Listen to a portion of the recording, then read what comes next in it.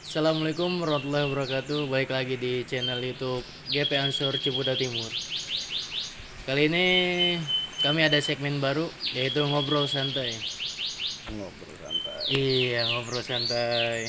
Nah, kebetulan sekarang saya lagi ada di rumah seorang yang sangat penting mungkin nih di dalam lingkup organisasi PAC Ciputa Timur. Enggak juga. Boleh diperkenalkan dulu Kang, biar sahabat-sahabat pada tahu nih siapa ini Kang ini. Eh, Silakan Kang. Oke, terima kasih waktunya. Sebelumnya perkenalkan, nama saya Farhan Jamil. Kebetulan diamanai menjadi sekretaris PAC Ciputa Timur. Ansor Masya Ciputa Allah. Timur. Mantap. Pak Sekjen berarti ini ya. Ampun. Siap-siap Kang. Nah, ngobrol santai sore ini paling sekitar keansoran GP Ansor Tangerang Selatan. Izin ya sambil ngerokok ya. Oke, Biar kita siap lebih Kang, lanjut. santai, gitu Iya. kan.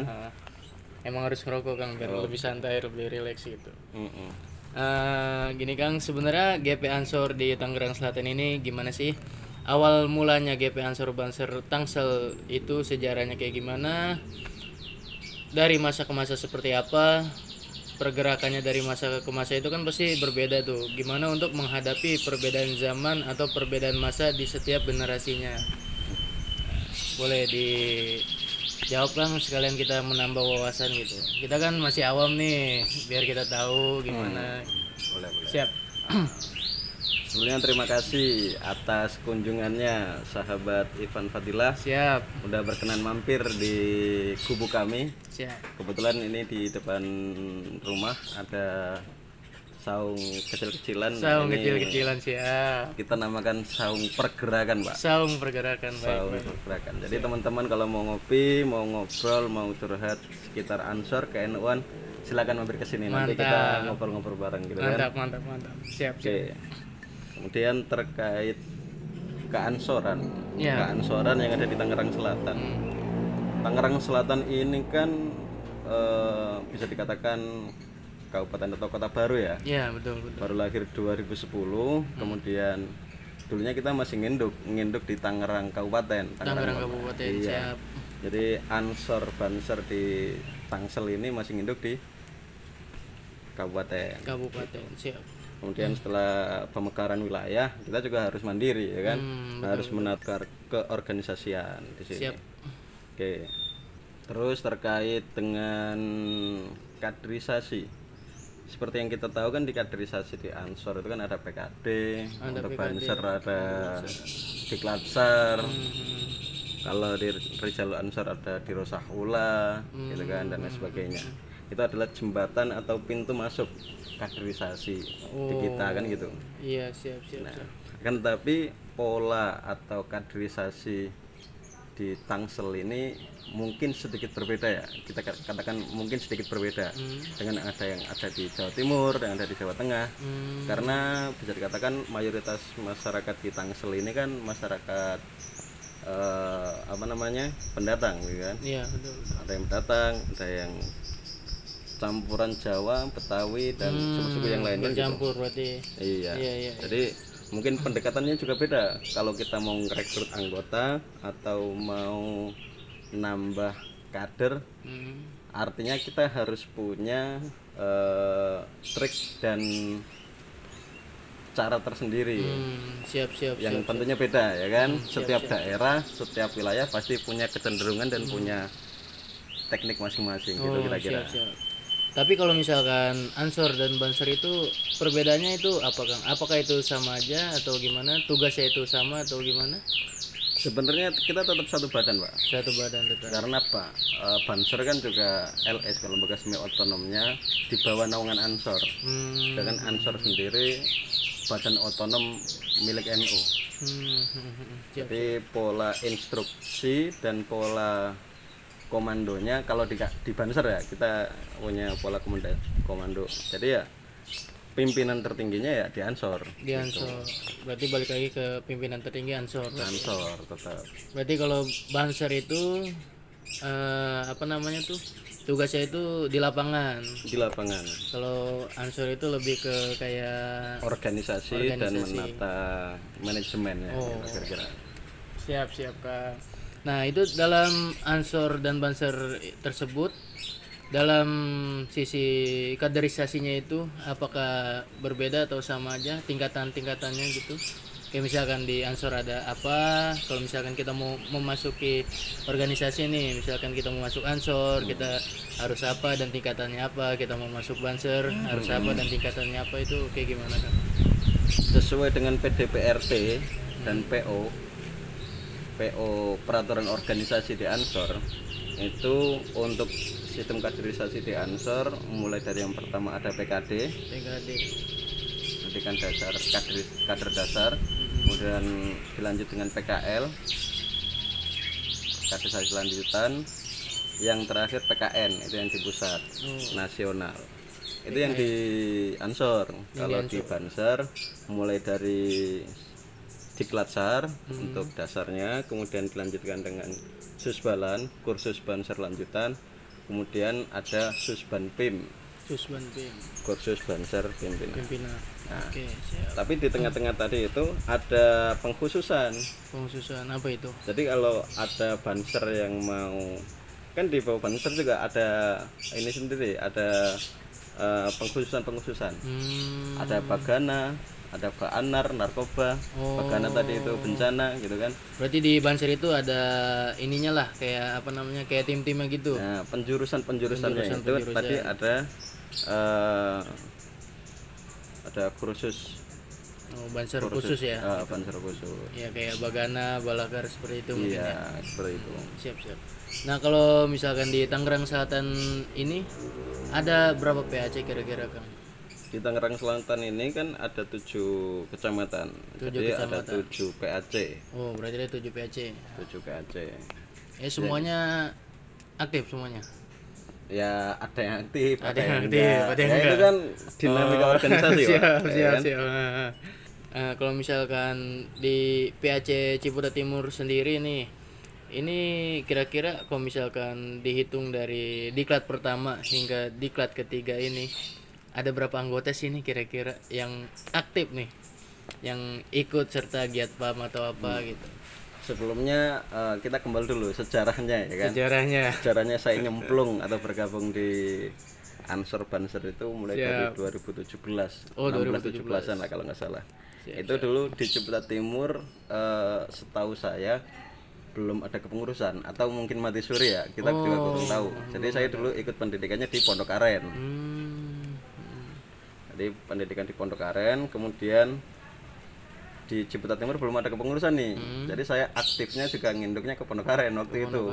Karena belum begitu bergerak juga di sini. Kemudian selanjutnya, nah kebetulan Gus Faujul, ketua PAC, ikut di Klatsar juga di Pondok Aren, angkatan kedua. Gus Faujul ikut angkatan 2018, Pondok Aren kedua. Setelah itu baru dibentuklah. Nah dulu kan sejarahnya Tangsel ini sering karateker Pak. Jadi PC-nya ini entah kekosongan pimpinan atau gimana kan kita juga belum tahu waktu itu kan. Setahu saya dulu ada dipimpin oleh Bang Acong, Bang Asrori, ketua PAC-nya, ketua PC-nya. Terus ada sekretarisnya Kang Dedi Chandra.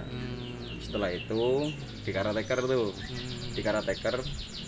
oleh PW dan Rois yang jadi ketua PC Tangsel waktu itu. Jadi yang mengeluarkan SK dan Rois waktu itu. Kebetulan Gus Faujul jadi ketuanya, saya jadi sekretarisnya. Berarti 2017 itu. Enggak, keluarnya SK itu kepengurusan itu terbentuk 2019. Berarti Kang Jamil ini diklatnya 2017. Sementara SK-nya turun 2019. Berarti itu sudah terbentuk PAC itu. Sudah terbentuk PAC. Sudah terbentuk. Siap. Tapi sebelumnya saya nggak tahu ya, soalnya saya juga belum tahu tuh di Ciputat Timur atau Ciputat ada kepengurusannya apa enggak, kan kita belum tahu. Seperti itu. Berarti kita diamanai untuk ngurusin organisasi, ya udah kita gerakkan kan gitu. Nah Terus selama 2019 itu sudah mulai aktif dan sudah mulai pergerakan. Nah, untuk di wilayah Tangerang Selatan atau khususnya Ciputa Timur ini pergerakan apa aja Kang yang sudah berjalan gitu, yang bisa dilihat oleh masyarakat, oh ternyata ada Banser, ada Ansor. Alhamdulillah kita targetkan setiap tahun mengadakan PKD atau Diklatsar. Jadi kan dulu Diklatsar angkatan pertama di kepengurusan kami, ya kan 2019. Kemudian 2019 setelah itu nggak lama corona, ya kan? Iya, iya. Corona. Habis itu ada gabungan Ciputat Raya, Ciputat Timur dan Ciputat. Itu lokasinya yang Diklatsar 1 di Situgintung, yang kedua di Serua, Ciputat. Diklatsar 3 baru kemarin. 2000 berapa kemarin? Awal 2022 ya? 2022 ya. Berarti Jadi kita targetkan setiap tahun kita mengadakan Diklatsar. Insya Allah nanti kita di bulan Februari juga akan mengadakan Diklatsar dan PKD. Oh, berarti yang keempat itu. Yang keempat.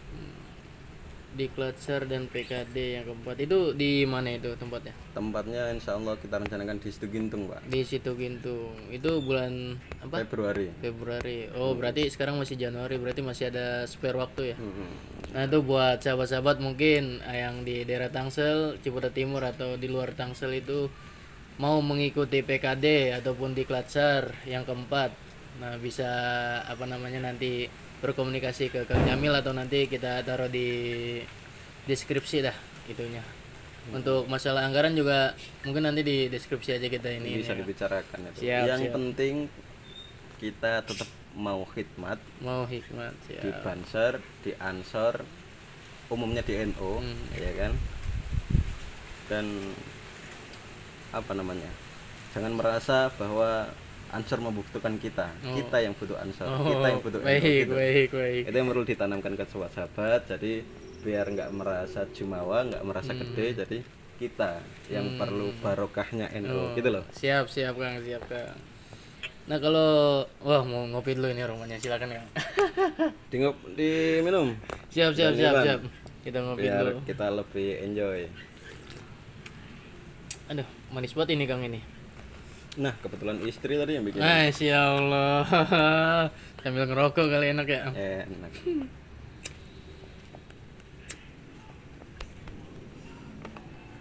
Oke Kang, lanjut Kang.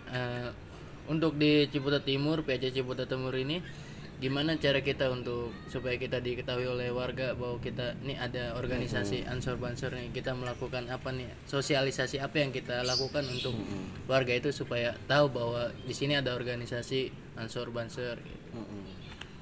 Yang pertama kita tentunya laporan ya Pak. Laporan. Izin sama Pak RT, Pak RW, Pak Lurah, itu hal yang mesti kita jaga karena komunikasi dan perizinan juga penting kan gitu. Siap. Kedua, ketika ada masyarakat yang membutuhkan, seperti yang sering kita laksanakan itu fogging bersama. Oke. Nah, itu bisa dari inisiasi kita yang izin ke Pak RT, Pak RW, Pak kami mau mengadakan fogging, gitu kan, kerjasama sifatnya. Bisa juga ketika ada korban bencana seperti yang kemarin di Cianjur, alhamdulillah PAC Ciputa Timur membuka open donasi kita sampai 3 kali pemberangkatan. Oh, 3 kali? 3 kali. Luar biasa. Alhamdulillah. Dan itu juga nggak cuma dari Ciputa Timur saja Pak. Kebetulan ada teman juga yang di Cina punya majelis di sana menitipkan ke kita. Nah, kita yang diamanai, kita menyampaikan donasi yang diberikan tadi ke warga Cianjur yang membutuhkan, begitu. Dari Cina nyampe itu. Alhamdulillah. Berarti yang penting kan komunikasi Pak. Betul. Berarti Ansor Banser ini enggak hanya di Indonesia tapi nasional. Iya, internasional juga. Internasional. Iya. Iya, benar. Nyampe Cina, nyampe sini loh, bantu. Bukan main. Saya mau tahu ini di luar ini sih maksudnya. Tugas seorang sekretaris dalam organisasi kansoran itu apa Kang kira-kira? Tugasnya kan yang kita tahu kan sekretaris paling cuma nyatet doang nih. Cuman backup ini doang nih. Tapi ada tugas yang lain nggak gitu Kang? Saya rasa sih kalau sekedar apa namanya tugas administratif itu semua orang juga bisa. Artinya anak kuliahan juga bisa kan gitu. Tapi PR yang terpenting selain itu juga kita gimana caranya ngerawat kader. Merawat kader. Ya, ngerawat kader itu gimana? Itu yang pola komunikasi dan pendekatan kita yang beda. Kalau teman-teman lagi kesusahan ya udah kita samperin. Kalau ada teman yang membutuhkan ya udah kita rangkul kan gitu, Pak. Itu tinggal gimana kita bisa merangkul, bisa bareng-bareng. Makanya di Ansor Banser itu dilarang untuk baperan. Yo, untuk baperan. Kalau baperan itu sedikit-sedikit pasti ada masalah. Iya, benar. Makanya kita meminimalisir lah ya. Meminimalisir biar tidak ada baperan. Jadi biar guyonannya enak. Nanti kalau udah tercipta guyonan, kekeluargaannya enak, pasti akan terbentuk itu solidaritas. Oh, benar. Berarti kuncinya jangan baper ya. Jangan baper.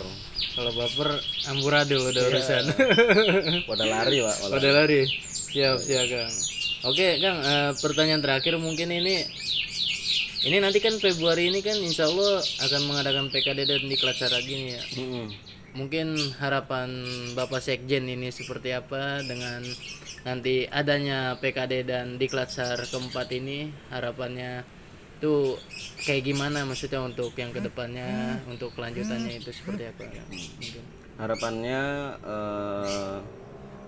di Ansor Banser kita menciptakan atau membangun keluarga kita, ya kan? Selain keluarga yang sedarah dan anak istri kita juga perlu keluarga yang lain di sekitar kita kan gitu.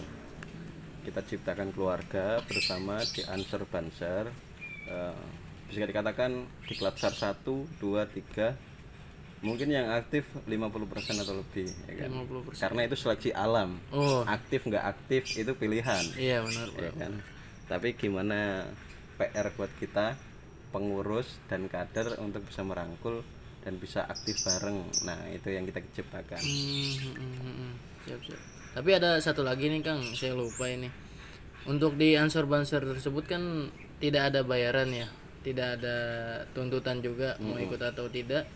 Nah, dalam diri Kang Jamil sendiri itu seperti apa pas awal pertama kali mengikuti Diklatsar, atau itu ada paksaan atau itu ada penasaran atau apa gitu kan, yang jadi kayak terpanggil itu saya mau ikut Diklatsar nih, saya mau ikut PKD nih, kan pasti kan mikir-mikir gitu ya, buat apa orang nggak ada bayarannya kan, cuman gitu-gitu doang. Nah kalau menurut Kang Jamil sendiri gimana tuh? Pertama yang perlu ditanamkan itu gerakan atau keaktifan kita di sini adalah pengabdian, Pak. Pengabdian dalam arti mencari barokah. Apa sih barokah? Barokah itu bertambahnya kebaikan. Uang 100.000 kalau barokah ya bisa kecukupan kan. Tapi kalau nggak cukup, kalau nggak barokah ya langsung habis. Atau kalau nggak gitu ya jadi barang yang kurang baik kan gitu. Makanya jadi pertama memang harus ditanamkan bahwa kita ini bergerak ini bukan atas paksaan, bukan atas dorongan orang lain, tapi atas kemauan kita sendiri dan rasa pengabdian kita. Berarti tanpa paksaan, dengan ya di dalam jiwa aja gitu ya. Kita pengen ikut, kita pengen aktif itu walaupun nggak ada bayarnya, tapi kita kayak mengharap ridho para kiai gitu. Iya, kan kita nggak tahu, Pak. Siapa tahu lantaran dari Banser kita nanti bisa nyalon kades, ya kan nyalon. Itu kades. Cuma tambahan siap. Itu. Bonus-bonusan itu sedikit bonus, Pak. Iya. Siap, Kang. Oke, Kang, mungkin itu aja, Kang, yang kita tanya-tanya sore ini nih. Enak buat ini view-nya ini. Sip, kebun ini. Monggo teman-teman yang mau mampir, mau ngopi bareng, kita sambut di sini. Mampir ke Saung Pergerakan. Siap. Di mana ini lokasinya kira-kira? Lokasinya ini? Di Legoso Selatan. Dekat apa namanya? Perlombaan burung. Nah, jadi kalau di rumah saya setiap Sabtu Minggu itu pasti kicauan burung itu nggak habis-habis Pak. Tapi kayaknya nggak Sabtu Minggu doang. Ini juga banyak ini kayaknya Nah, nih suaranya. ini rawatan dari teman-teman atau tetangga-tetangga ini. Siap, Makanya rasanya asri, nyaman banget. Siap, mantap. Oke, tuh buat sahabat-sahabat yang mau main mungkin mau silaturahim sama Kang Jamil, itu pintu terbuka lebar di Saung Pergerakan ini buat ngobrol-ngobrol atau konsultasi dan lain-lainnya. Oke, mungkin video kali ini cukup sampai di sini. Wallahul muwaffiq ila aqwamit thoriq. Assalamualaikum warahmatullahi wabarakatuh. Waalaikumsalam warahmatullahi wabarakatuh.